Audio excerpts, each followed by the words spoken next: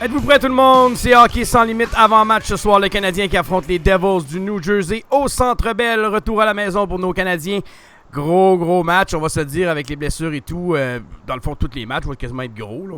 On a tout hâte de voir, je crois, qui va produire. Ouais, vas-y, Élie.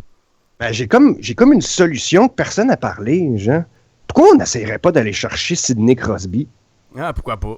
On pourrait donner Dano un choix de deuxième un round. Premier centre, c'est ça qu'il nous faut depuis le début. Ouais. Non, je niaise, là, pour ceux qui me connaissent, vous savez que j'ironise. Là, c'est parce qu'aujourd'hui, on a tout entendu. Puis je vous ai sorti une liste qu'on va parler un peu tantôt, là, de tous les noms qui sont sortis dans les 2 derniers jours. C'est assez drôle. Mais excuse-moi, man, je voulais juste t'interrompre pour te fucker ton beat. Comme d'habitude. Vas-y, continue. On a un rare invité d'avant-match, JD. Il est en forme, JD? Salut! T'es en forme? Oh oui, en pleine forme. Je me sens un petit peu comme Smith-Pelly, puis Parenteau, puis Camilleri. Excité là, pour le match à Montréal ce soir. Je pensais que tu allais dire édenté, mais ça aurait marché aussi. Pour Smith-Pelly, oui. Et on a aussi Camilleri aussi, il a perdu ses palettes. Ouais, c'est vrai. Ouais, c'est vrai. On a aussi Guillaume qui travaille beaucoup de ce temps-ci. On a réussi à l'avoir pour asseoir. T'es en forme, mon Guillaume? Ouais, top shape, les boys. Yes, les boys, ça a commencé. John, on aurait dit qu'il se réveillait. non. Bon, on va y aller avec le dernier match canadien qui a affronté les Blues. Encore une fois, une solide performance du Canadien. Qui aurait cru une telle performance du Canadien de Montréal contre les Blues?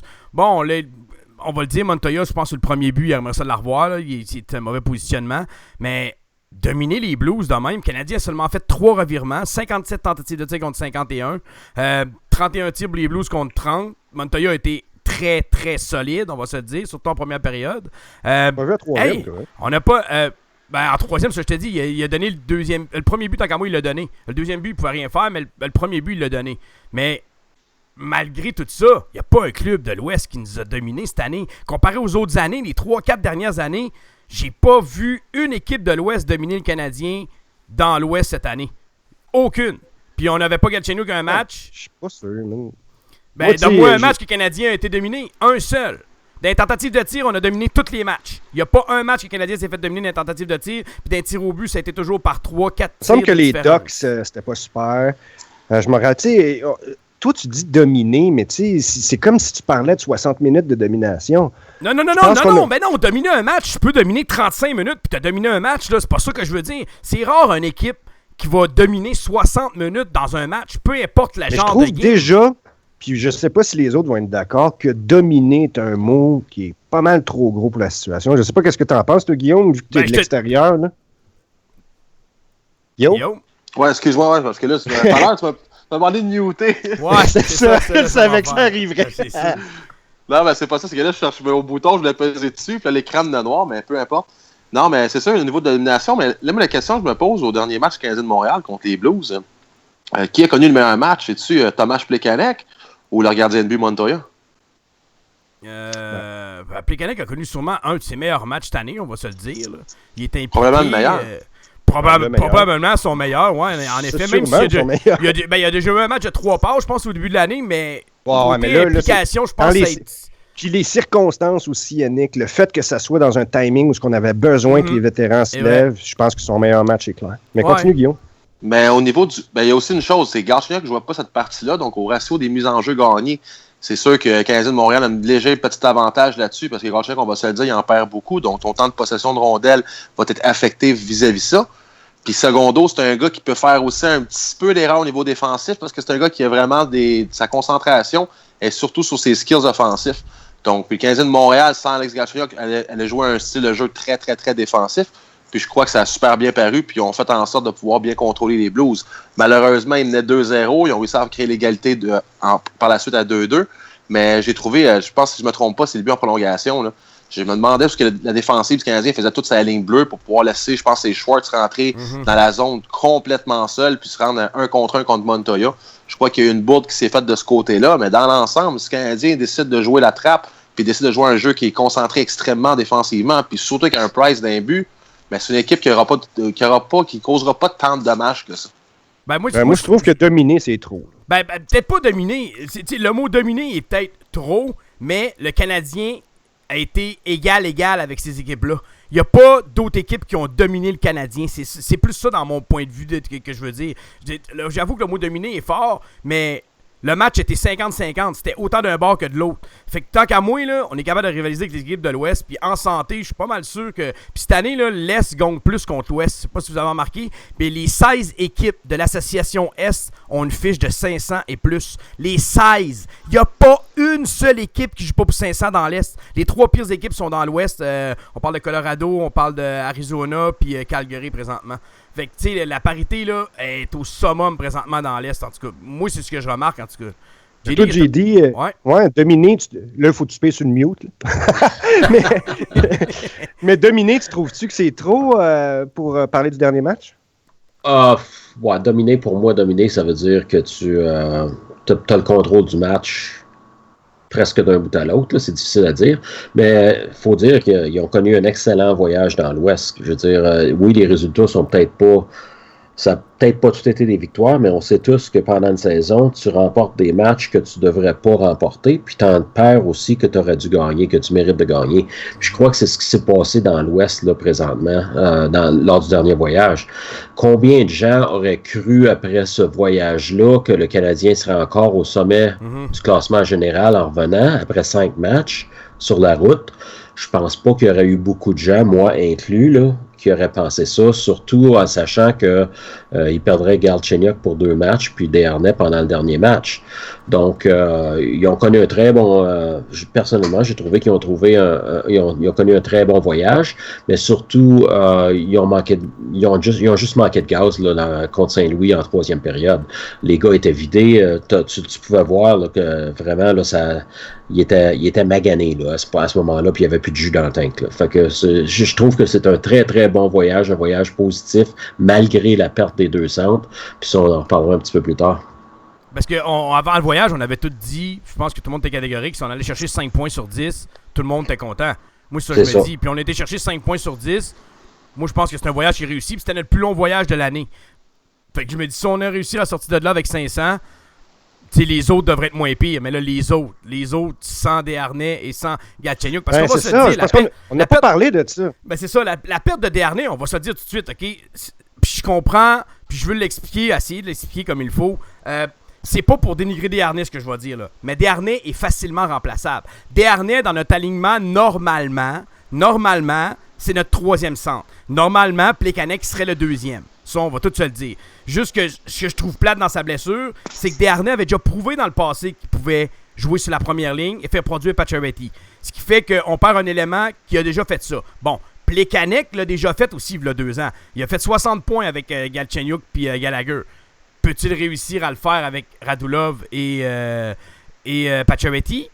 Présentement, de la manière qu'il joue, on peut tout en douter de ça. Ça, c'est clair, là, on va se le dire. Il a connu un gros match, le dernier match, mais on peut douter de ça. Parce que là, je pense que c'est Shaw qui va jouer sur la première ligne. En tout cas, la première vague de powerplay, c'est Shaw qui joue avec Pacioretty et Radulov. Puis la deuxième vague, c'est Plekanec avec Lekonen puis Gallagher. Donc, on va voir, mais là, présentement, là, il n'y a pas le choix, Plekanec. Il faut qu'il produise. Il faut qu'il mette des points au tableau. Il n'y a juste plus le choix, là. Non, c'est sûr, mais on a skippé rapidement sur la blessure parce que, veux pas, ça fait 2 jours qu'on en parle, puis on a l'impression qu'on en a parlé au show. On n'a pas beaucoup parlé. On n'a surtout pas parlé depuis qu'on sait officiellement ce que le Canadien a dit. En fait, le statement officiel du Canadien, c'est qu'il a dit que les 2 allaient être out de 6 à 8 semaines pour une blessure au genou. C'est ce qui est, on se l'entend, quasiment... je sais pas comment dire. C'est surprenant de la part du Canadien qu'il l'ait dit.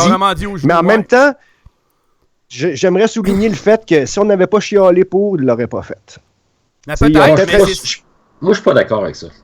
Puis je l'ai tweeté aujourd'hui. Tu n'es pas d'accord avec le fait de le divulguer? Non, je suis pas d'accord avec le fait qu'il ne l'aurait pas dit.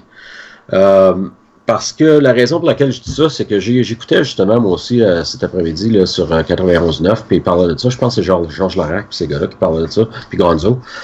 Je suis pas d'accord avec ça, puis je leur ai même tweeté le lien que le Canadien avait dit l'année passée que Carey Price, parce qu'il disait qu'il était pas transparent l'année passée, puis il l'était, bravo, ils le sont cette année. Mais c'est pas vrai qu'il l'était pas l'année passée. L'année passée, j'ai même montré le tweet du Canadien.com, là, qui disait Carey Price ne jouera pas pour au moins 6 semaines. OK, attends un peu. OK, Mais ils ne savaient pas combien de temps. Ben, ils ne savent pas encore plus cette année. C'est le même ligament, j'ai dit. Pourquoi ils disent un chiffre d'abord? Non, mais pourquoi ils disent un chiffre? Eh ben, un joueur, on l'a dit la dernière fois. Ils ont dit la même chose, par exemple, Elie, qui disent qu'ils joueront pas de 6 à 8 semaines ou qui disent qu'ils ne joueront pas pour au moins 6 semaines. Pour moi, c'est la même chose. Ben non, mais dans le sens de Carey Price, c'était indéterminé tout le temps. Là, mais il disait au moins 6 semaines. Donc, la première nouvelle qui est sortie, c'est au moins 6 semaines. C'est la première nouvelle qui sort sur Galchenyuk aussi. Là. Eux autres, c'est 6 à 8 semaines. Moi, il y a une autre affaire là. La différence, c'est qu'un joueur ne guérit pas pareil comme un gardien. Vraiment pas, là. La plupart des joueurs prennent... Il y en a qui vont le prendre 5 semaines, il y en a qui vont prendre 6, il y en a qui vont prendre 7. Parenteau a eu la même blessure que Desharnais, puis il a dit que ça y avait pris 7 semaines. Fait que, tu sais, là... Moi, si j'étais le Canadien, là, ben franchement, puis cette année, il m'arrivait la même affaire, puis là, j'ai vu que c'est de la tollée que ça a fait l'année passée. Je vais demander, l'entraîneur va me dire, regarde, je peux pas te le dire, c'est indéterminé. Il va me dire exactement ce qu'on a dit dans l'article que un thérapeute normal devrait dire. Mais là, tu dis, OK, donne-moi à peu près. Bon, dis, regarde entre 2 et 4. Une déchirure partielle, c'est 6 à 8. On prendra pas de chance. On va dire 6 à 8. Moi, ça me surprendrait vraiment pas que les 2 joueurs reviennent plus vite. Ah, ça serait... Ah non, mais ça moi non plus, parce que ça dépend des blessures. Parce que tant qu'il a donné un timeline, puis si t'es le Canadien, parce que tu le sais qu'est-ce que ça va faire si tu le bustes, ben t'es mieux d'en mettre un plus conservateur, en fait, que le contraire. Ben c'est sûr. Mais fait que donc, c'est ma théorie là-dessus. Mais... Moi, dans ma tête, ce qui m'aurait fait le plus peur, ça aurait été le 8 à 12. Le 8 à 12, là tu peux pas le savoir. Parce que là, t'es dans un range de 1 mois. Non, c'est ça. Là, on parle vraiment, à mon avis, vu que c'est de 6 à 8, on parle d'une déchirure partielle. Une déchirure complète, c'est 8 à 12, on parle de 3 mois minimum. Minimum 3 mois. Là, à mon avis, 6 à 8, ça veut dire que la déchirure n'est pas complète. On sait que les deux... ils ont sorti de la glace par eux autres mêmes, ils n'ont pas sorti une civière, pas capable de bouger le genou ou de quoi de même. Fait à mon avis, ça va peut-être prendre 5, peut-être 6, peut-être 7. Il y en a qui ont revenu après 4. Tu sais, là, chaque athlète est différent. Puis un gardien de but, le ligament croisé extérieur, là, lui qui avait Price, c'est pas la même game pantoute. Parce que l'année passée, même Price l'a dit, il dit avoir été un joueur, j'aurais revenu v'là 2 mois. Tu sais, là, il aurait pris genre à peu près ça, 6-7 semaines, puis il aurait été correct pour jouer. C'est ça la différence. Tant qu'à moi, c'est majeur entre un joueur et un gardien de but. Et moi, qu'est-ce qui me surprend, c'est le contact n'était pas si gros. Je veux dire, j'ai vu le vidéo, peut-être, oui, ils se sont cognés le genou, genre. Mais man, je veux dire, c'était pas si pire que ça. C'est là que tu te rends compte à quel point le fait d'être sur des lames, puis tout ça, puis tu sais, le hockey, ça pardonne pas, là. C'est fou, là, parce que, tu sais, c'est un même accident-là, c'est arrivé au soccer, ton pied aurait tourné sur le sol. T'sais. Là, t'es grippé, tu sais, t'es pogné dans la glace, tu sais, fait que c'est vraiment fucké. Mais j'aurais jamais pensé que ça aurait été si grave que ça. Mais Guillaume, toi... de l'extérieur, qu'est-ce que t'en penses? Quand on parle, il faut qu'on se ferme la gueule, man, ça n'a pas de sens, man. Qu'est-ce que t'en penses de tout ça, toi? Puis qu'est-ce que tu penses du fait qu'on a divulgué, finalement, un timeline pour une blessure? Tu penses que c'est une bonne affaire que le Canadien ait fait ça? Ben, si on regarde dans le passé avec Carey Price, je crois que les journalistes ainsi que les fans ont beaucoup reproché à l'organisation de ne pas avoir été clair, puis surtout avoir menti, dans le fond, à leurs fans sur la dureté de la blessure à Carey Price. Mais je crois qu'il donne de 6 à 8 semaines, comme que Yannick peut sembler dire que c'est pas une déchirure complète ou qu'elle soit partielle ou peu importe. Ça, je m'en contrebalance un peu. Mais dû au fait que présentement, c'est comme tu disais... Ellie, il y a un point intéressant que tu te donnais, c'est au niveau des lames. Mais des fois, c'est uniquement juste un petit sweet spot au niveau du genou. Hein. Mm-hmm. C'est quand même une articulation qui est quand même assez grosse, qui est assez solide, mais si jamais tu la pognes au bon point, mais ça peut être dévastateur parce que c'est vraiment l'articulation du corps qui tient tout ton poids. Donc, si moindrement que tu as un léger mal, mais tu vas devenir extrêmement non performant au niveau de faire n'importe quoi au niveau pour un joueur de hockey. Mais qu'est-ce que moi, je trouve vraiment plate pour l'organisation du Canadien de Montréal, puis pour n'importe quelle autre organisation, c'est quand tu viens à perdre 2 joueurs, mais que ces 2 joueurs-là partagent la même position. Tu sais, ce Canadien de Montréal aurait perdu un centre, puis on va dire un ailier droit. J'y ai pensé, ça aussi. Ça, c'est moins pire, parce qu'au niveau de ta profondeur, tu peux quand même mieux patcher les trous, aller chercher un gars de la ligne américaine. Mais là, quand tu perds 2 de tes 4 centres, dans le fond, de ton organisation NHL, puis que les 2 s'en vont pour 6 à 8 semaines, mais ça laisse le vide que ça laisse est extrême. Puis là, il faut que tu ailles puiser au niveau de tes centres dans la Ligue américaine. Est-ce que les gars sont présentement prêts pour pouvoir jouer dans la NHL? C'est des gars qui ne sont pas habitués à la rapidité. C'est des gars qui n'ont pas de confiance au niveau du face-off. C'est des gars qui vont faire beaucoup d'erreurs au niveau défensif parce que c'est d'autres des leaders du trio. Mm-hmm. Donc, moi, je suis un peu sceptique pour l'avenir approché du Canadien jusqu'à temps que ces 2 gars-là puissent revenir dans l'alignement.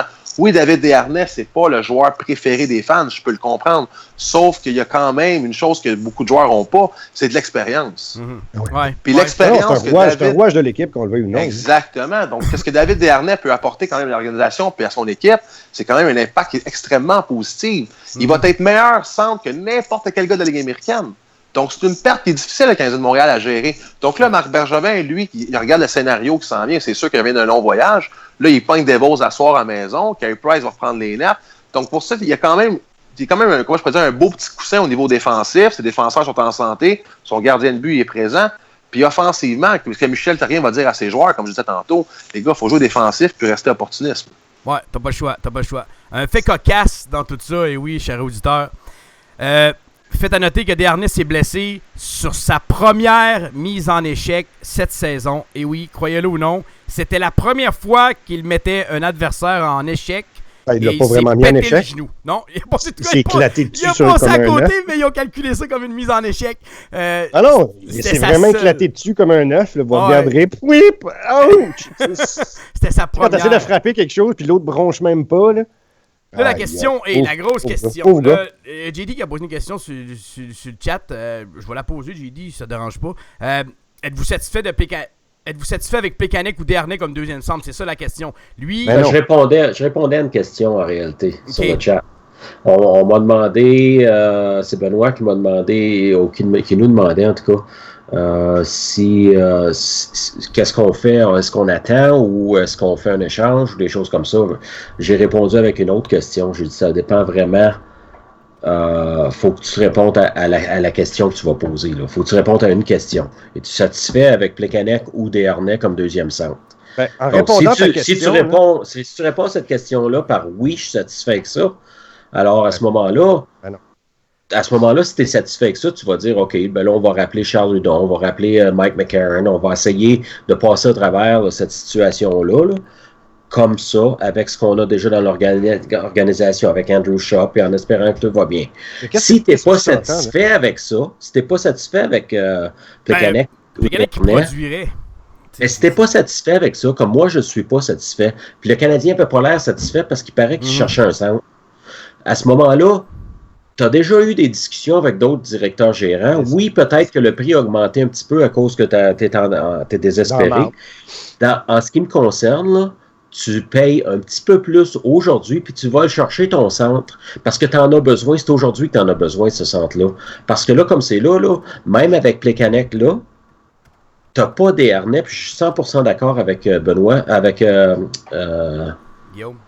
Guillaume qui dit qu'on a perdu 2 joueurs de centre et ça l'enlève beaucoup de profondeur. À ce moment-là, tu as juste Plekanec qui est habitué de jouer plus que 15 minutes par match. OK? Ouais. Puis l'autre, c'est Andrew Shaw qui joue à peu près 15 minutes par match, puis c'est un allié habituellement. Donc, à ce moment-là, tire sa gâchette, là, puis va chercher ton joueur de centre, même s'il faut que tu payes un petit peu plus. Puis lorsque tout le monde reviendra, à ce moment-là, tu pourras avoir Plekanec comme 3e centre. Ça va te donner de la profondeur. Moi, je pense qu'il faut être patient les 3, 4, 5 prochains matchs. Après ça, on organisera l'affaire. Moi, je dis, tu peux essayer un Hudon. Avant le début de l'année, ça va se faire. Ce que tu me dis, c'est que satisfait, Yannick. Non. Personnellement, je peux pas dire que je suis satisfait parce que j'ai toujours le point d'interrogation sur la tête de Plekanec. Il a connu un excellent dernier match. Va-t-il connaître un excellent match à soir, un excellent prochain match? Ouais, mais il peut pas. Yannick, s'il y avait de la misère à faire sa part, on peut pas lui demander de charrier l'équipe. Non, pas charrier l'équipe. Juste d'avoir une production régulière d'un gars qui fait normalement 50-55 points par année. S'il est capable de faire ça, peut-être. Une citation de Mike Bossy. Mike Bossy, hier, m'a fait rire. Il dit, comme c'est là, il dit Thomas Plekanec, c'est le centre numéro 1, numéro 2 et numéro 3 des Canadiens. ouais. Je peux pas dire que je suis satisfait puis que je regarde le line-up de mon équipe et je fais « Ah ouais, tout va bien aller. » Non, puis je pense que qu'est-ce que stupide de penser ça, là. qu'est-ce que JD il sous-entend, c'est que le travail est déjà commencé, c'est que Bergevin était déjà pas satisfait de la situation avant que les blessures arrivent, qui était déjà dans le processus d'essayer d'acquérir un deuxième centre, ce qui est une grosse lacune sur notre équipe. On s'entend tous depuis nombre d'années. Pas nombre d'années, là, parce que Pékin jouait quand même super bien les 2 dernières années. L'année passée, il a fait 53 points. Bon, ça c'était pas mal garoché en début de saison. En fait, avant, le discours, c'était on a besoin d'un premier centre, un vrai premier centre. Ouais, c'est ça. C'était carrément là, on sait que c'est quasiment pas achetable. Quoi qu'on va revenir peut-être sur les rumeurs, parce qu'il reste... Le show va super vite, encore une fois. Je voulais vous parler de tous les noms qui sont sortis dans les derniers jours. Puis, on va commencer par le premier, qui était la rumeur que pas que tout le monde a partagé. C'est plus que tout le monde a partagé que tout le monde croyait vraiment. C'était au sujet de John Tavares. C'est que je vais vous faire un petit tour de table, puis vous allez me dire qu'est-ce que vous en pensez. Puis, c'est beau rêver. Est-ce que c'est même réaliste d'en parler? Il faut rappeler que Louis Grégoire avait une source très sûre que ça serait... Que ça serait Tavares et Andrew Ladd. Ouais. C'est ça qu'il a dit, ouais. Ouais, mais en tout cas. Anyways, on va commencer par toi, Guillaume. Penses-tu que le Canadien peut aller chercher John Tavares? On sait que Tavares, son contrat finit l'année prochaine. Il signera probablement pas avec les Islanders. En tout cas, on s'entend qu'il n'est pas heureux là-bas. C'est ça ce que les rumeurs disent. Est-ce que c'est même possible? Guillaume, toi qui es de l'extérieur, éteins notre feu tout de suite qu'on ferme notre gueule avec ça. Moi, je m'attends au même dossier qu'on a eu cet été avec Steven Stamkos. John Tavares ne quittera pas les Islanders de New York. Non plus. Les Islanders vont lui donner le contrat qu'il veut. Ça va être un joueur qui va gagner environ 10 millions par année pour les 8 prochaines saisons. Ils vont lui donner... Moi, c'est la fameuse feuille blanche. C'est écrit le nombre d'années que tu veux, puis l'argent que tu veux, puis il va te le donner. Oui. Les Islanders sont dans une position avec John Tavares qui ne peuvent pas faire autre chose que ça. Guillaume, il y a une affaire, par exemple. Oui. John Tavares arrive à un moment de sa carrière où ce qui est proche de son pic, c'est pas son pic. Il y a le choix de l'équipe qui pourrait aller. Est-ce qu'il veut vraiment jouer encore avec les Islanders 8 ans? Même, il peut avoir le même argent ailleurs, Guillaume. Oui, je suis d'accord, mais j'en suis complètement convaincu. Juste au fait qu'il n'y aura pas de confrontation au niveau des négociations. Ça va être une négociation libre. Ils vont, comme je te le dis, ils vont donner le crayon puis une feuille, puis ils vont lui dire mets le nombre d'argent que tu veux, puis mets le nombre d'années, puis on va signer en bas. Ils peuvent pas aller en face à face contre lui, c'est impossible. Puis au niveau d'une transaction pour John Tavares, c'est encore farfelu. La raison du pourquoi que le gars il a un contrat de 3 ans ou qu'il n'y a plus de contrat, qu'il a un contrat de 8, le prix va être le même. Puis c'est pas tous les GM qui vont vouloir donner des choix de première ronde, puis des jeunes prospects qui sont sûrs d'être solides pour avoir un gars loué pour environ 6 mois. C'est complètement farfelu. Donc, le fait de penser que John Tavares va quitter les Islanders de New York, mais je suis malheureux de vous dire que ça n'arrivera jamais. Moi non plus. Moi, je crois même pas à ça. J'en parlerai même pas parce que je trouve ça complètement ridicule. C'est un centre de concession. Là, voir qu'ils vont échanger un premier centre de concession. Tu sais, j'avais comme deux, 3 points qui m'interpellaient au niveau du Canadien de Montréal présentement, vu qu'on parle d'eux. Mais qu'est-ce que Marc Bergevin a que les autres n'ont pas? C'est beaucoup de choix de première et deuxième ronde dans les 2 prochaines saisons. Ça, c'est un gros luxe que Montréal a présentement. Est-ce qu'ils veulent vraiment quelque chose, vu que c'est pas vraiment des bons bassins qu'on dit, les prochaines... Meilleur exemple, Brendan Carlo avec les Blues de Boston, c'est un choix de 2e ronde, un grand défenseur de 6 pieds 6. Qu'est-ce qu'on voit cette année? C'est mais c'est pas un gros repêchage l'année prochaine. C'est pas grave, ça. Mais des fois, t'as des long shots, des piquets Subban en 2e ronde. Il y en a plein de ça. Chaque année, il y en a. Tu comprends? On s'entend que ça vaut la moitié moins que si c'était l'année passée. Ah, je sais bien, mais c'est la qualité du GM, c'est la qualité de tes scouts. C'est à eux de voir en Europe, en Amérique du Nord, dans la Ligue d'Ontario, de la Ligue de l'Ouest, dans les collèges américains qui présentement sont en ascension. Il y a beaucoup de joueurs de vos programmes américains qui embarquent dans la Ligue nationale. Non, je suis d'accord que c'est pas un mauvais choix. La seule affaire, c'est que sa valeur, c'est pas assez pour aller chercher quelque chose, je pense. C'est moi, qu'est-ce que moi j'ai à dire, c'est que là, présentement, il y a aussi le concours de circonstances il va y avoir une équipe qui va être en expansion. Il y a des joueurs qui vont pas être protégés. Donc, les équipes qui vont se dire, bon, tant qu'elles perdent à la fin de l'année, j'aime mieux avoir des choix pour. Donc, ça va rentrer en ligne de compte. Ça, c'est un excellent point pour Marc Bergevin. Il est extrêmement chanceux pour ça. Puis quand je regardais tantôt au niveau des blessures, oui, c'est sûr que 2 joueurs de centre, c'est plat. Par contre, moi, si je serais un GM, la manière que moi, je vois une saison de hockey, je la divise en 3. Donc, c'est des séries de 27 games. Puis à chaque tranche de 27 matchs, il va chercher 33 points. Le Canadien de Montréal, présentement, ils ont joué 26 games, ils ont 37 points. Donc, en plus d'être en avance, ils ont encore un match ce soir qui, selon moi, peut chercher la victoire. Donc, il n'est pas en mode panique encore. Tu sais, on a Carey Price des nets. Parce que moi, je comprends pas, là. L'année passée, je comprends. On a perdu Price, on a perdu Gallagher. Il y a 2 ans, on avait Galchenyuk, mais on n'avait pas Radulov. encore des rumeurs.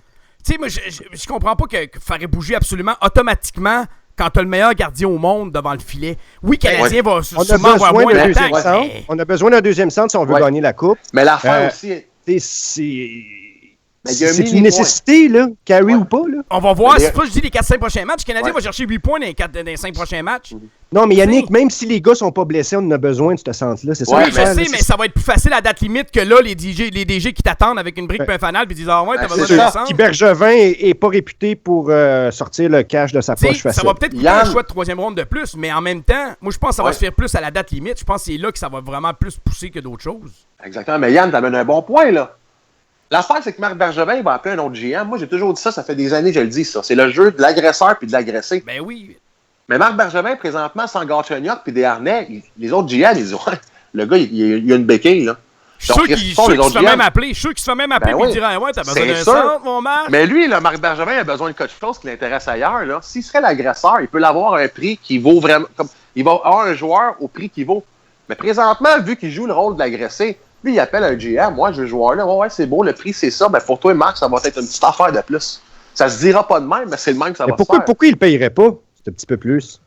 C'est ça l'affaire. C'est ça que JD disait, là. Mais il peut le faire. Il peut le faire, là, de payer un petit peu plus, parce que ça dépend pour qui. C'est ça. Ben, c'est ça. Mais là, on va continuer sa liste parce que vous semblez dire que Tavares, ça n'a pas de sens. JD, toi, Tavares, non? Tavares, moi, je vais dire, Guy Langevin, il a résumé mes... Guy, right? Il a résumé mes pensées. Il a dit, moi, parfois... donc, comment il dit ça? Il dit, on a plus de chances de... Comment il dit ça? On a plus de chances d'avoir... sortir Lindros de la retraite que d'avoir Tavares. Moi, je crois ça 100 000 à l'heure. Fait que les rumeurs de Tavares, j'y crois pas. OK, ben je vais vous dire... je vais vous donner un autre nom qui était mentionné dans les rumeurs. Moins celui-là, mais je l'ai entendu quelques fois. Andrew Ladd. Qu'est-ce que vous pensez de ça? Arc! Tu peux pas être sérieux, là! Tu peux pas être sérieux, un gars qui a un contrat de 7 ans, 7 millions par année. Ben ouais, on fout dessus, il mal prend ta barnaque, là, pour aller chercher une joulade. Wow! Non, je touche même pas ça qu'une brique à fanal, je donne même pas Byron contre une joulade. Non. Hey, on a des joueurs à signer dans les prochaines années. T'as un gars qui gagne 7 millions sur la masse salariale pour les 7 prochaines années, il a 31 ans. Non, tu touches même pas à ça, là. Même s'il dit on te le donne quand t'as le choix de deuxième ronde. Mais mettons, tu le protèges pas l'année prochaine. Hein? Ah, non, il le prendra pas non plus. Non, c'est un fait. Non. Qu'est-ce que t'en penses, Guillaume? Andrew. Petit Andrew. Non. Nous le souhaites-tu en tant qu'ennemi? Moi, je pense qu'il s'en va. Je pense que c'est peut-être un cas Vegas, là. Ouais. Ben, Vegas, j'y ai pensé à ça pendant que vous parliez, là. Moi, si j'étais le propriétaire de Vegas, puis que je sais que John Tavares renégocie son contrat l'année prochaine, asti, j'y offre 20 millions par année, man. Ça peut arriver, mais je pense qu'il y a un maximum d'argent que tu peux offrir à un joueur. Là, mais c'est 12,4. Ça peut... Non, mais tu sais, Charles, la fucking totale. Ouais. Mais c'est sûr qu'ils vont... Maximum que tu pourrais lui donner, c'est à peu près 11 millions, je pense, basé sur le plafond salarial. 11,1, je pense que c'est ça, 11,1. Ouais, mais c'est à Vegas, ils vont crosser ça raide, mais ils vont booster ça à 12-15. Mais non, t'as pas le choix. T'as pas le droit, c'est dans le CBA, ça. T'as pas le droit de donner plus que 15%. Je pense que c'est 15 ou 13% de la masse salariale totale. C'est ça. La même. Ben, c'est sûr que Vegas va mettre de l'argent sur le tableau, ça, c'est sûr. Ils peuvent offrir 20 ans, par exemple. Y a-tu un maximum? Non, 10 ans, mais non, 7 ans, c'est signe ailleurs, 8 ans, c'est signe dans la même équipe. Voyons, JD, tu suis-tu le hockey ou quoi? C'est 7 ans s'il change d'équipe, puis 8 ans s'il signe avec la même équipe, maximum. OK, bon, mais fuck ma théorie sur Tavares. Un autre nom qui est sorti, ça j'ai vu ça, c'est quoi? C'est Sportsnet qui a sorti ça, qui avait mis un encadré. Brian Boyle? Non. Tu touches pas à ça. C'est un 4e centre avec Tampa Bay, tu sais. Mais tu sais, les gars, votre défensif est en santé, Price est là. Pourquoi vous ne laissez pas une chance à McCarron? Mais moi, je pense que c'est donc. Moi, je pense que là, il est blessé présentement. J'ai entendu parler qu'il reviendra en fin de semaine. Je vais suivre les matchs. C'est fait slasher, puis c'est fait, le poignet. Qu'il revient en fin de semaine. On va voir, là. Il joue ce vendredi aussi à RDS, puis il joue ce vendredi, samedi, les 2 matchs. Mais Terrien l'a dit, qu'il n'y a rien qu'à envoyer Hudon là, puis qu'il y a une décision qui allait être prise lundi. Soyez rassurés que Hudon va être rappelé lundi, à mon avis. Moi, tant qu'à moi, c'est sa chance de le voir troisième centre. De voir ce qu'il y a dans le cul. C'est la chance en or. Checkons à l'interne pendant 4, 5, 6 matchs. Si on voit qu'à l'interne, après 4, 5, 6 matchs, on n'a pas de solution. Hudon, même si on voulait faire ça. Non, mais il fait 2 semaines qu'il n'a pas joué, le gars. Il a une blessure à une trachée. Il veut lui donner 2 matchs dans les américaines. Il s'est fracturé le larynx, là. Bon, ça fait que, il va lui donner 2 matchs pour qu'il retrouve la forme. Moi, comme Guy dit, lundi à 7h, Hudon va être à Montréal. Moi, je suis persuadé. Puis ils vont lui donner ça. Il y a 4 points en 6 matchs. Puis il joue 11 minutes par match sans powerplay. Fait que je me dis, c'est le temps, là. Ouais. Élie, je vais t'aider avec ta liste. Okay. Le Canadien n'a pas besoin de 3e ou 4e centre. Ils en ont plein les oreilles. Okay? Ils ont des gars comme Dano, des gars comme Shaw qui peuvent prendre ça. Tu as des gars comme Mitchell, tu as des gars comme Flynn. Tu as un masse de gars qui peuvent jouer au centre des 2 derniers trios. Les seuls noms là, qui seraient peut-être intéressants, c'est des alliés, mais surtout des centres de premier trio. Surtout quelqu'un qui est bon à passer la rondelle parce qu'il cherche quelqu'un pour jouer avec Pacioretty. Ça vient de tomber. Si tu regardes ta liste, là, c'est ça que je donnerais. Ça vient de tomber, Pacioretty, fracture à une cheville. Voyons, il a pratiqué pendant 10 minutes le matin pendant la pratique. Mais là, je l'ai, c'est H extra, le défenseur Craig Pacioretty souffre d'une fracture à une cheville. Quand ça va bien, ça va bien. Mais là, présentement, c'est pas le moyen. Tu sais, Montoya qui a failli se faire knocker, j'étais comme, aïe, il faut pas que ça arrive. Là. Puis, mais Montoya, t'as Lindgren en arrière qui peut faire la job. Présentement, là, les blessures comme Desharnais, comme Pacioretty, des 5-6e défenseurs du bottom 6, ça, pour moi, ça se gère bien. Parce qu'on en a beaucoup comme JDD. Comme JD. JDD? JD. Comme JDD. Comme dit JD, ça aurait été mieux, je pense. Rav, il dit qu'il me l'avait écrit. Excuse-moi, Rav, je l'ai pas vu passer. Je suis vraiment désolé. Fracture à la cheville, Pacioretty, ouais. Rav l'avait dit sur, sur le parce chat. Que l'affaire avec ta théorie, JD, là, pour revenir à ce que tu disais, là, c'est que c'est la différence de prix est phénoménale entre un gars, un patcheux de 3e, 4e trio, comme tu dis, là, mais un body peut-être. C'est pour ça qu'on parle de regarde, on va parler de Enzal. Moi, personnellement, je voulais le garder à la fin parce que c'est lui qui est le plus, moi, je pense que c'est lui le plus réaliste. Si tu veux un body, Ellie, t'en as des bodies. T'en as. Mais JD, qu'est-ce que tu penses on manque pas de joueurs pour jouer à ces positions-là. Ouais, je sais, on manque de joueurs de qualité pour jouer. Mais Enzal peut dépanner le deuxième trio en attendant. Ouais, mais Ellie veut venir avec Enzal à la fin, Yannick, c'est pour ça que j'en parle pas. Là. Mais tu cherches pas juste des bodies, tu cherches des joueurs qui sont capables de monter, de jouer ces 2 premiers trios. Regarde, moi je vais y aller avec ce que je pense. Okay? J'ai déjà parlé au show, j'ai fait un show là-dessus d'une source que j'avais eue que Marc Benjamin était intéressé par Duclair. Moi j'appellerais et j'essaierais de faire un deal avec Enzal et Duclair. Comme ça, tu ajoutes un potentiel top 6, un jeune. Je suis prêt à donner beaucoup plus pour aller chercher un gars comme Duclair. Puis tu ajoutes un centre qui peut te dépanner deuxième trio Enzal. Là. Excuse, mais il va être meilleur que Plekanec présentement là, sur deuxième ligne. Fait que si tu mets, mettons, tu restes Shaw, même si c'est pas un premier centre avec Radulov et Pacioretty, tu peux envoyer Enzal sur la 2 en attendant que Gatineau qui revienne, puis tu drops Plekanec à 3. Tu sais, en attendant, là, on parle de coûter cher, là. C'est ce qui coûterait sûrement le moins cher aux Canadiens. Ils gagnent que 3,1 millions. Il reste 1 an de contrat. Oui, c'est une patch, mais on a besoin d'une patch présentement, tant qu'à moi, là. Pour le moment, là. Parce que je pense qu'il va rajouter de quoi d'autre à date limite, comme Guillaume m'a déjà dit tantôt, que, il va y avoir des joueurs qui n'auront pas le choix d'être échangés à cause de la protected list. Fait que je m'attends à ça. Moi, Enzal, Duclair, si tu m'as fait un deal avec les 2, je suis prêt à payer pas mal un petit peu plus cher pour avoir du clair dans la... Je vais blower le punch avant la fin, là, parce que c'est ça... Ouais, ben là, il est 7h05, là, faut rouler, on n'a pas le choix. On va aller à Enzal tout de suite. Mais pour moi, là, Duclair, là, ce qui me fait peur, c'est qu'il y en a déjà à sa 2e équipe. Là, on parle de possiblement de 3e équipe déjà pour ce jeune-là. On parle de problème d'attitude. Ça me fait peur. Ouais, mais avec Weber puis Shaw dans le vestiaire, problème d'attitude. Ouais, c'est pas grave, ça. Je veux dire, il y avait ils se sont débarrassés de Subban. Ils se sont débarrassés d'une couple de gars là, qui avaient des problèmes d'attitude. Pas sûr, moi, que Bergevin veut retourner là-dedans. Il aimerait autant avoir des gars de caractère. Selon ma source, Bergevin est intéressé. Selon ma source, Bergevin aurait appelé pour savoir qu'est-ce que c'est. Bergevin a appelé pour 45 gars. Là. C'est ça l'affaire. Puis, OK, je vais y aller vite, parce qu'il ne reste pas beaucoup de temps. Mais toi, tu voulais des centres de plus de premier plan. Je vais te nommer d'autres noms d'abord. OK? Ryan Nugent-Hopkins. C'est possible. Spezza, t'en as déjà parlé. Ça reste Hustad, possible, ça. Ouais. Yakupov, Duchesne. Là-dedans, qu'est-ce que vous prenez? Yakupov, je touche pas à ça, même avec une perche. Écoutez, on disait la semaine passée que les Canadiens avaient... L'état-major des Canadiens était à Edmonton aussi. On parlait de c'est quoi son nom, l'ancien directeur gérant d'Atlanta, qui est assistant à Montréal. En tout cas, si son nom m'échappe, je m'excuse, là, mais il y avait du monde qui regardait les Oilers, là, des Canadiens, là, de l'état-major. Je parle pas juste des recruteurs. Puis, ça me surprendrait pas que Nugent Hopkins soit disponible parce qu'il s'est fait dépasser, lui, dans la depth chart des Oilers, là, par McDavid puis par Leon Draisaitl. Donc, 6 millions pour un gars, à long terme, pour un gars qui est au 3e trio. Nous autres, on serait peut-être prêts à le faire là, pour 2 ans. Fragile. On serait peut-être à le faire là, pour 2 ans. Là. Ouais, mais Fragile. vois-tu, au début, je n'étais pas d'accord, moi non plus, avec Nugent Hopkins. Mais là, c'est du presque rendu... pas Mellanby. Mellanby était là, oui, Guy, mais il y en avait... L'autre, là, c'est... Calique, ça m'écoeure quand Pas la carrière?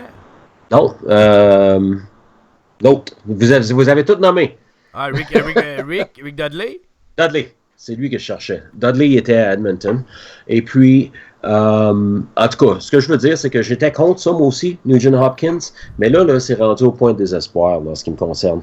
Pas désespoir dans le sens de panique, mais désespoir dans le sens de je regarde qui est disponible. Alors, regardez pas les équipes de l'Est. Il n'y a aucune équipe de l'Est qui va vouloir aider le Canadien de Montréal qui sont premiers au classement général. À moins que l'équipe soit sortie des séries, qu'il y ait une équipe qui soit sortie des séries, mais il n'y a personne de sortie des séries au mois de décembre. Donc, oubliez l'Est en ce qui me concerne. Là, les Bozak, oui, c'est un bon nom, Tyler Bozak. Oubliez ça, ça va être quelqu'un dans l'Ouest, d'après moi. Le Canadien a épié San Jose et Edmonton beaucoup, avec leur gérant général et leurs assistants. Donc, ces deux équipes-là, il y a de quoi qui s'est tramé là. San Jose, ça s'est amenuisé un petit peu là, depuis qu'on les a rencontrés. Moi, je pensais que c'était Joe Thornton, puis peut-être que Bergevin est allé parler à Thornton pour lui demander de waver son mouvement d'un échange, là, ou de no move, là. Ouais. Et puis, peut-être que ça n'a pas marché avec lui. Peut-être que Thornton a dit non, je ne veux pas y aller. OK? Mais Nugent Hopkins, d'après moi, c'est un excellent plan B. Oui, il est fragile. Oui, c'est un Plekanec de luxe. Mais il y a du talent offensif, le jeune. Puis s'il est placé en arrière de Galchenyuk, je pense que c'est beaucoup mieux que ce qu'on a présentement. C'est pour ça que je dis oui. Il y a Raph sur le chat, il dit que l'année passée, il était disponible puis que le deal était presque fait avant la blessure de Ryan Nugent Hopkins. Puis c'est une de ses sources qui disait qu'il était très fiable. Fait que, okay. on sait pas si la source est... C'est pas mon préféré, mais c'est une option. Ça reste une option, c'est ça. Puis le gars, on va se dire, il y a plus d'assets offensifs que Plekanec. Matt Duchesne, c'est-tu... Ça coûte très cher, ça. Ça coûterait beaucoup. C'est ça qui me fait peur.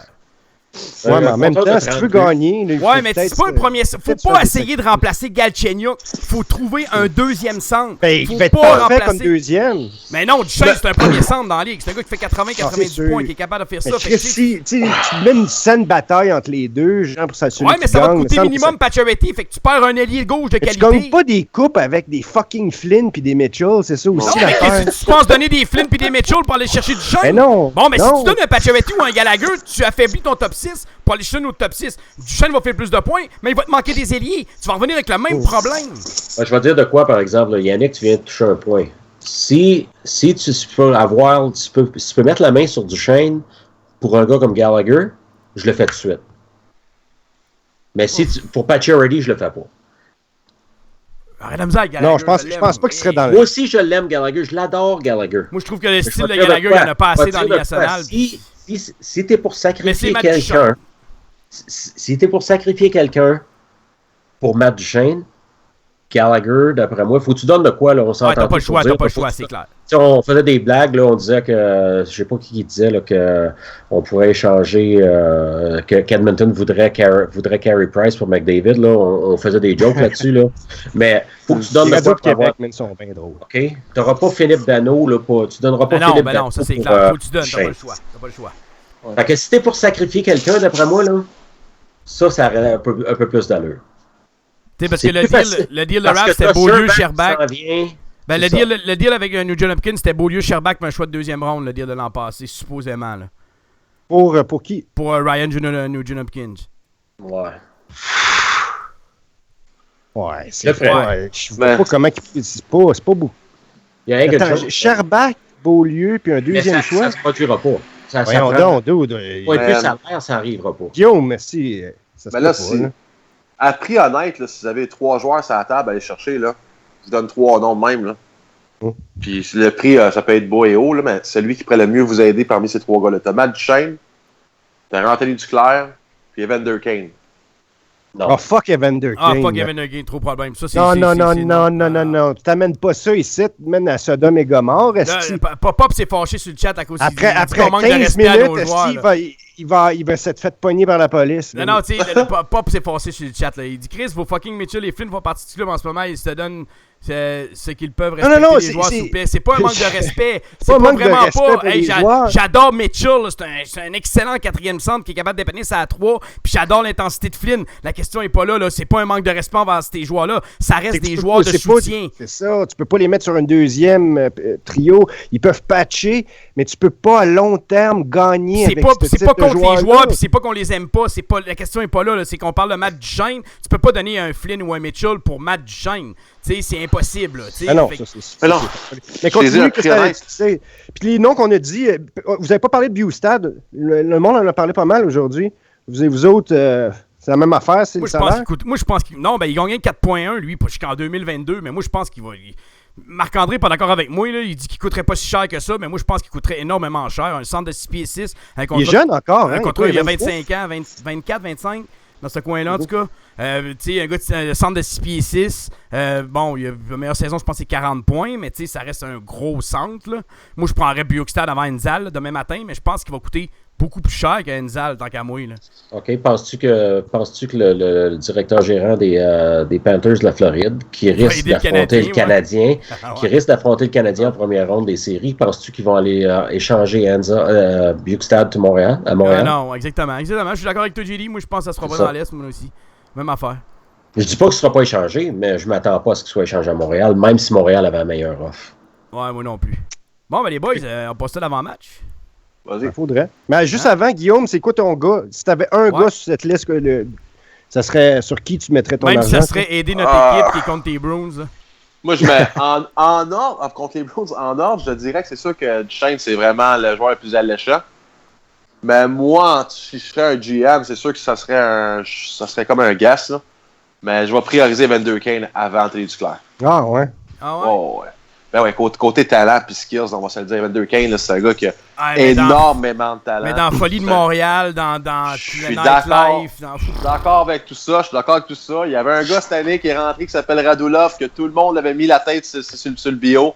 Puis ils disaient, ça marchera pas, ça va être Ah, vous avez ça. entendu Hey, les la boys, rumeur sur sa... je veux revenir sur de quoi, moi. Il y a un gars Hein? qu'on a personne à parler depuis le début de l'année, là, puis qu'on a 10 cet été, là, Eric Stahl. Il a présentement 19 points avec les Wild du Minnesota. Il gagne 3,5 millions par année. On disait qu'on voulait garder Plekanec à la place de lui, puis là, je la regarde jouer, puis je me dis... Yannick, Eric Stahl va bien quand son gardien de but va bien. Ouais, ben, Eric un Stahl, peu comme n'importe quel joueur. imagine qu'est-ce qu'il y aurait de l'air avec notre style de jeu. Là. Quand Le gars Cam tout le Ward temps en s'est mis, retard là, sur tout parce qu'il est fucking lent, Jean. Ouais, mais 19 Voyons. points en 26 matchs, il est fucking lent, mais il produit. Je le checkais jouer hier contre les Maple Leafs de Toronto, puis j'étais comme, ok, ouais, il a perdu de la vitesse, mais il est pas si Il est lent que même. le monde peut penser, là. C'est un gars qui est comme ça, c'est un gars qui veut prendre trop de responsabilités défensives quand son gardien de but fonctionne pas bien. Regardez Cam Ward, meilleur exemple. Quand il a commencé à être shaky, les stats de Stahl ont descendu énormément. Puis c'est un gars qui faisait 80 points. Là, présentement, j'ai qu'un gardien de but qui est solide. Maintenant, il y a pédale dans le plancher, puis il se permet de faire des choses offensivement, puis ça crée. Puis il va chercher du fruit de ça. C'est un gars de même. Ouais. Ben, tu sais, quand t'as pas de pace, là, tu prends moins de chance quand tu penses que tu peux te faire déborder. Tu sais. Exactement. C'est ça qui arrive. Ben, Fait que t'as peut-être un point là-dessus, c'est pas fou.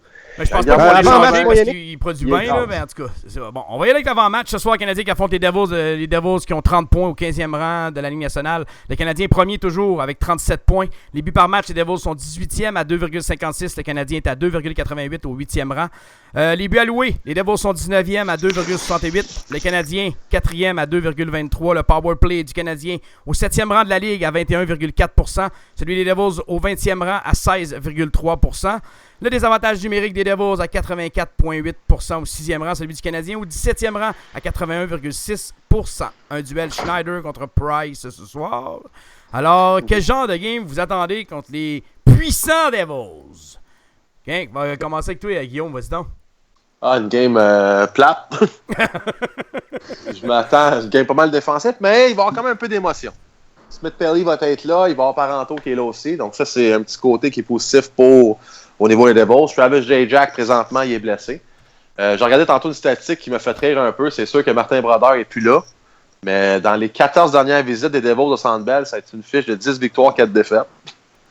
Mais je m'attends quand même à ce que Montréal ait acheté cette victoire-là. À la maison, ils sont 12-1-1. Price est d'un but, il va assurer. C'est pas une équipe qui me fait extrêmement peur, les Devils. Je m'attends à une petite victoire de 3-2 en temps régulier. Bizarrement, Price a une fiche de 10 victoires, 10 défaites, une défaite en overtime en carrière contre les Devils. Faut dire qu'il a affronté Brodeur une couple d'années. Exactement. JD, quel genre de match tu t'attends à soir? On va y aller avec les prédictions, là, pas tout de suite. Sur le chat, allez-y tout de suite avec vos prédictions que j'ai eu le temps d'y prendre. Je m'attends. Vos prédictions, vas-y, JD. Loadez-vous sur le café, les gars. Là, allez mettre votre pot de café tout de suite là, parce que ça va être endormant. Le Canadien, il faut qu'il joue plus défensivement. Il va avoir moins de créativité à l'attaque. Puis attendez-vous à 2 bons gardiens de but.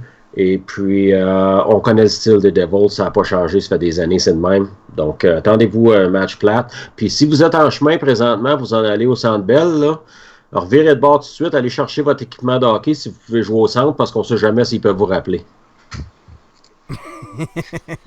Vas-y donc, Élie, quel genre de match tu t'attends?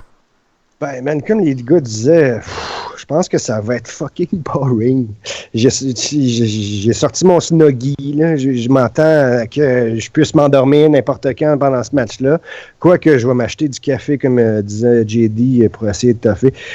C'est pas un match qui m'emballe, pas particulièrement. Quoique, c'est surprenant comment les Devils vont bien. Ça fait que j'ai hâte de voir comment on va jouer, comment on va réagir, surtout à la nouvelle, parce que les gars le savent là, maintenant qu'il est la perte de 2 gars, comment le moral est affecté là-dedans. Déjà que ça allait pas top shape, est-ce que les gars vont s'effondrer ou whatever. Ça reste un match à checker. J'ai pas l'impression que ça va être un grand match, mais on le souhaite. C'est pas mal là, j'ai fini. Moi, je m'attends que les Canadiens jouent un gros match en revenant au Centre Bell. Je m'attends vraiment que les gars vont tout donner. Moi, je vais commencer avec ma prédiction tout de suite. Après ça, je vais y aller avec vous autres, les boys, avant d'y aller avec ceux-là du chat. Moi, je pense que les Canadiens vont gagner 3-1 à soir. Je vois pas comment Parenteau pourrait faire mal aux Canadiens. En tout cas, je pense pas. Là. Devante Smith-Pelly avec ses 6 points qui va 10 Michel Therrien aujourd'hui. J'ai tellement parti à rire. Je m'attends à une victoire des Canadiens. Qu'est-ce qu'il a dit? J'ai pas entendu ça. Il a dit qu'il se sentait bien au Jersey parce que d'avoir des coachs qui leur fait confiance, ça le faisait mieux jouer, puis qu'il se sentait plus en confiance avec des coachs qui font confiance dans le fond, là, puis que c'était pas comme ça quand il était à Montréal. J'aimerais ça y rappeler qu'il y a 6 points en 23 matchs puis qu'il est moins 5. C'est rien que ça que j'ai dit, moi. T'étais fâché. Ouais, non, parce que je trouve ça drôle. Moi, ça va ailleurs, ça performe pas plus, mais après ça, ça disse l'ancienne organisation. Moi, des gars de même, ça me pue au nez, man. Moi, j'y vais avec 3 Montréal. Non, mais sérieux. Non, mais parle-moi-en. Dis-lui comment tu sens. JD, ta prédiction, le match à soir, c'est quoi? Tu annonces un match plate. Je m'attends pas que tu dises 8-4. Non, 2-1 Montréal en overtime. Oh, en overtime. Ah, tabarnak, ça va être long, cette game-là. J'ai dit, mettez un bon pot de café. Guillaume, ta prédiction pour le match à soir?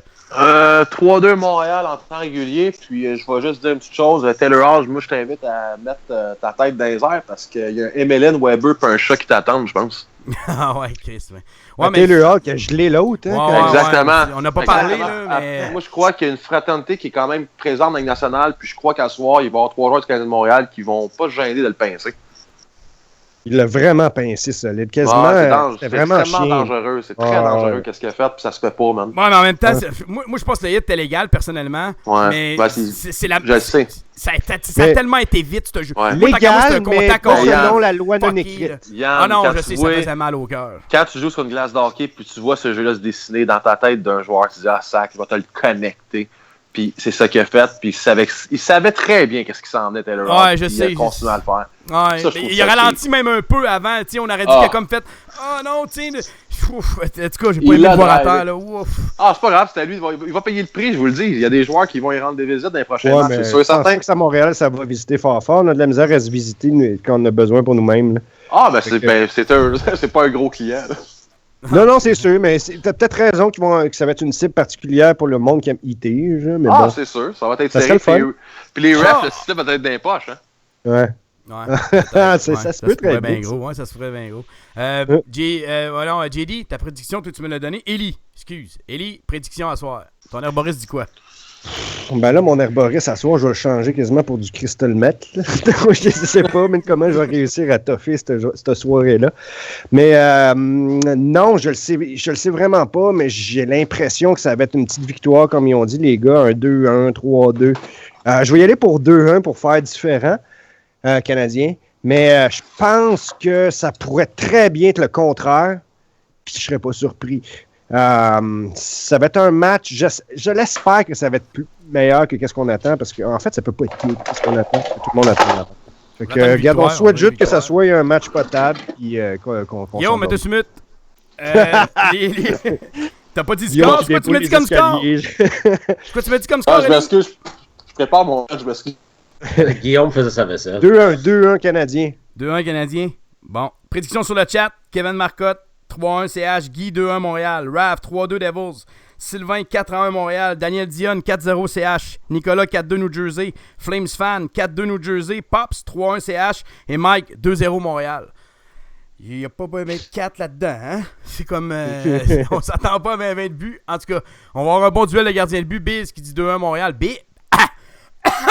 Biz a dit 2-1 Montréal? Ouais, mais lui, il essaye la psychologie inversée. Là, je pense que c'est ça. Parce arrête de faire ça, Biz. C'est fucké. Là, on n'aime pas ça. Là. Non. On va le marquer pareil. Biz 2-1 Montréal. Mets un astérix à côté. Ouais, je vais mettre un astérix. Là. C'est sûr, je mets un astérix qui a prédit le Canadien. Donc, c'est tout pour nous autres ce soir. Merci beaucoup. Merci, Élie, d'avoir été là. C'est cool. Merci, Guillaume. Ça fait plaisir, les boys. All right. Il a eu le temps de se limiter. Il est en train de manger son lunch. Ouais, ben non, je vais avoir travaillé, là. Faut que je fasse mes affaires. Merci beaucoup, JD, d'avoir été là, d'avoir pris le temps d'être avec nous avec un avant-match. Ça fait plaisir. Quand même quoi, il est 4h30 là-bas, vous autres? Ah ouais? Et les matchs à 7, c'est fucké, hein, vous autres. C'est le fun. Moi, j'aime ça. Ouais, c'est clair. Le match à 4h30 l'après-midi, tu perds pas ta soirée après, c'est le fun. Bon, merci beaucoup d'avoir été là, tout le monde. Nous, on se revoit jeudi. Le Canadien qui affronte... Non, samedi, pardon, contre l'Avalanche du Colorado, samedi. Avant-match 18h30 à 19h. On vous souhaite un excellent match Canadien New Jersey. Nous, on se revoit samedi 18h30. Attention à vous autres. Bon match.